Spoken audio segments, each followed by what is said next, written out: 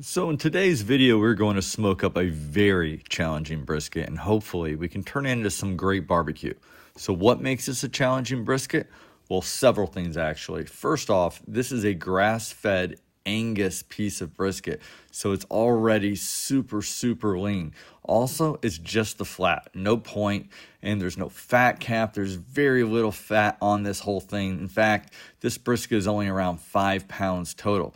As you can see, when I start trimming this, it is a very lean brisket and very little fat to trim off or remove. I'll be honest, I'd like to see a little bit more marbling and fat, but there just wasn't any on this brisket. After trimming it, I hit it with some Suckle Buster's spicy jalapeno mustard for my binder, and then put on 3 layers of rub, starting with Suckle Buster's 1836, then Suckle Buster's SPG Hot, and finally, I put on a little layer of ground coffee, just to give it a little bit of added color and flavor for my smoker, which I have running at about 250 degrees using Good Charcoal Company charcoal and some cherry log splits.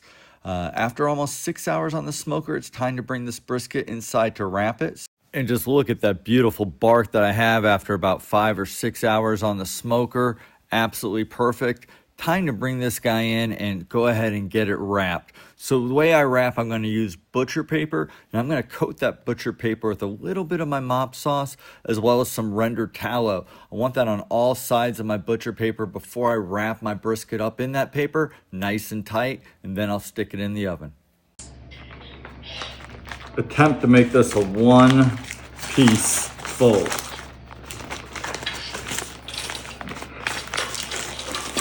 Yep, we're good.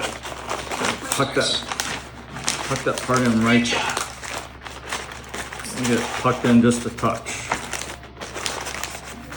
Yeah. Welcome, King Bradley and his wife. All right, so this baby is nice and wrapped tight. All right, so we're probing between 193 and 200. I think we're done. So I'm gonna pull it out. I like it. Not too bad. So here we go. We know it's not crispy anyway. Oh, look at all that juice. It looks like coffee. It smells a little bit like coffee. Nice. Well, you know I use coffee for a rub. Oh yeah. All right. Hot.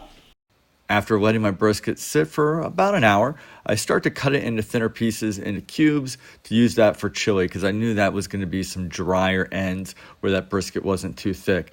The brisket tastes phenomenal. Very happy with that.